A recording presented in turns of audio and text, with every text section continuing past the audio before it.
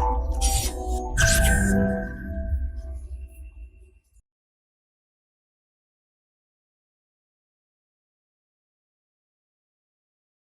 दोस्तों, this is Vishakha Daga coming up with next round of new simplified.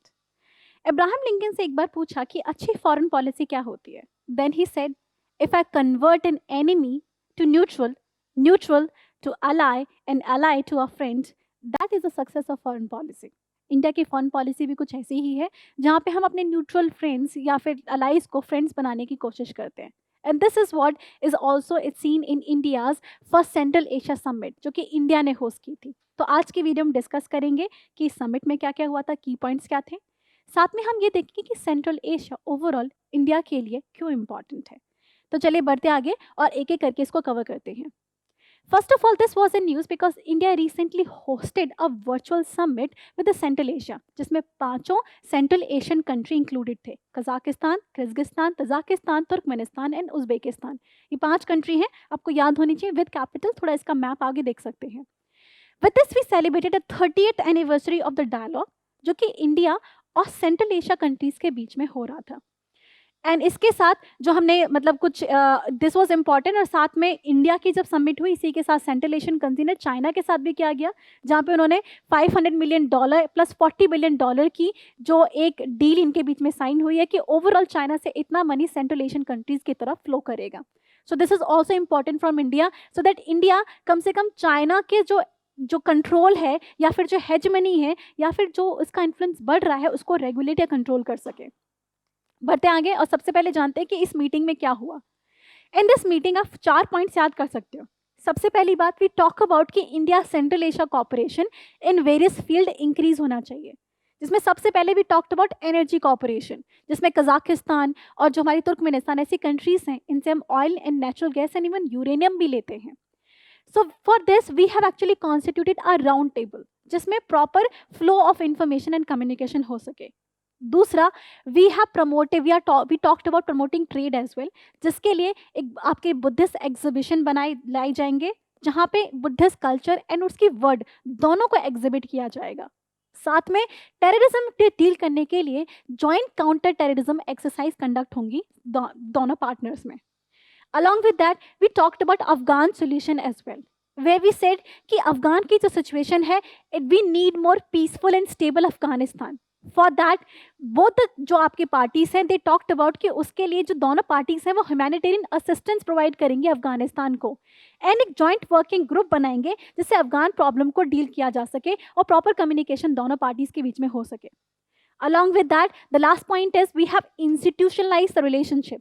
अब तक जो हमारे डायलॉग थे वो फॉर्मलाइज नहीं थे, इंस्टीट्यूशनलाइज नहीं थे। 30 साल से हो जरूर रहे हैं, लेकिन मीटिंग की कोई फिक्स डेट वो सब नहीं थी। Now it is being said कि एवरी 2 ईयर मीटिंग होना जरूरी है। With this we can not actually take Central Asia for granted, because the entire communication is being now institutionalize, जो कि 5 कंट्री के साथ होगा।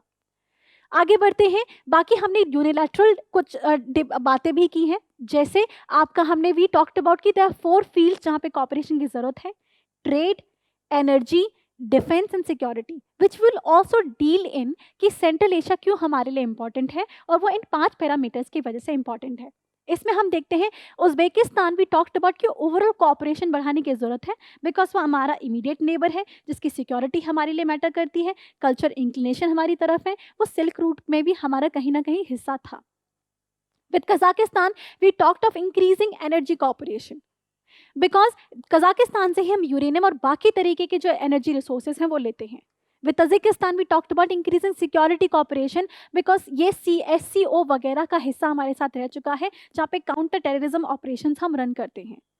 With Turkmenistan we talked of increasing regional cooperation, जिससे कि रीजनल कनेक्टिविटी बढ़ सके, जैसे आपका अशगाबत एग्रीमेंट, जिसमें तुर्कमेनिस्तान उसका हिस्सा है, जहां से हम एक तरीके की मल्टी मॉडल ट्रांसपोर्ट कनेक्टिविटी बढ़ाने की कोशिश कर रहे हैं इंडिया बाकी सेंट्रल एशिया और बाकी आपकी मिडिल ईस्टर्न कंट्रीज के साथ, जो कि बहुत सारी कंट्रीज को कनेक्ट करता है, जो कि बाद में आपकी INSTC जो इंटरनेशनल नॉर्थ साउथ कॉरिडोर है, जो कि ट्रांसपोर्टेशन बढ़ाने के लिए उससे भी कनेक्ट करता है।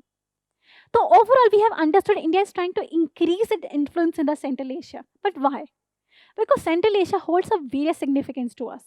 और उसी सिग्निफिकेंस के हम बारे में बात करें तो सबसे पहला जो हमारा सिग्निफिकेंस है वो है geo political importance. That is situation at which the central Asia is linked. इसका बॉर्डर चाइना के साथ है, इंडिया के साथ भी हम मतलब डायरेक्ट बॉर्डर नहीं है but we are somehow linked, Russia के साथ है। और देखा जाए तो चाइना, रशिया और यूएस का अच्छा खासा लिंक यहाँ पे बनता है। Because to solve the Afghanistan problem, जिसमें अफगान जहाँ पे यूएस का काफ़ी अच्छा खासा इंटरेस्ट है, to solve the deal with Iran और बाकी सब कंट्री, कजाकिस्तान और इस तरीके के सेंट्रल एशियन कंट्रीज पे निगाह रखना बहुत ज़रूरी है। And if India stayed out of this equation there is a possibility Afghan matter India के फेवर में ना सॉल्व हो, and Afghan matter is important to India. That's why to maintain a geopolitical edge in the dynamics, we need to be part of this equation. Second is a regional cooperation and security. Most of these countries are part of the Regional Cooperation Security Organization like SCO. So it is very important कि regional security अगर India को चाहिए तो India इनका हिस्सा बन के रहे. Third is trade.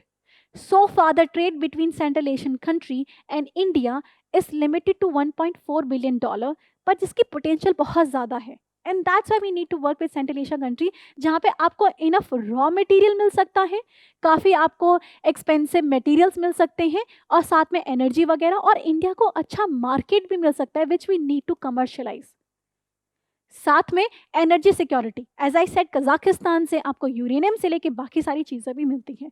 Next is connectivity, as we give the example कि कैसे तुर्कमेनिस्तान से आपका अज़गावत एग्रीमेंट जाता है, और INSTC के भी सक्सेसफुल होने के लिए इन कंट्रीज से आपका लिंक होना बहुत ज़रूरी है। बिकॉज थ्रू सेंट्रल एशिया हमें यूरोप का एक्सेस मिलेगा और हमें बाकी मिडिल ईस्ट कंट्रीज़ का एक्सेस मिल सकता है at the low cost possibility. And that's what is very important कि इंडिया सेंट्रल एशिया के साथ कनेक्टिविटी बना के रखे। Now what principal this should be based on?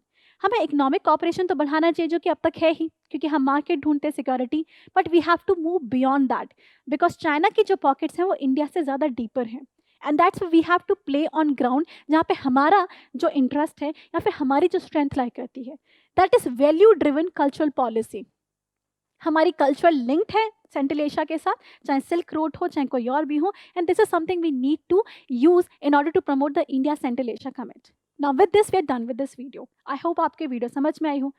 If that is the case तो वीडियो को लाइक एंड सब्सक्राइब करें, नहीं तो डाउट्स आप अपने कमेंट सेक्शन में लिख सकते हैं। बाकी कोई और डाउट है सेंट्रल एशिया मैटर पे, जैसे यूक्रेन इशू हो या फिर कोई और भी हो जो कि बाकी कंट्रीज को इम्पैक्ट करता है, वो फोरम आइज की वेबसाइट पर आप जाके ढूंढ सकते हैं और आपको मिल जाएगा। इस वीडियो को देखने के लिए thank you so much. Current Affairs by Forum IAS is an all-in-one program that covers the dynamic aspect of the syllabus from both prelims and mains perspective. Last year, we have helped more than 100 students crack IAS with our current affairs classes.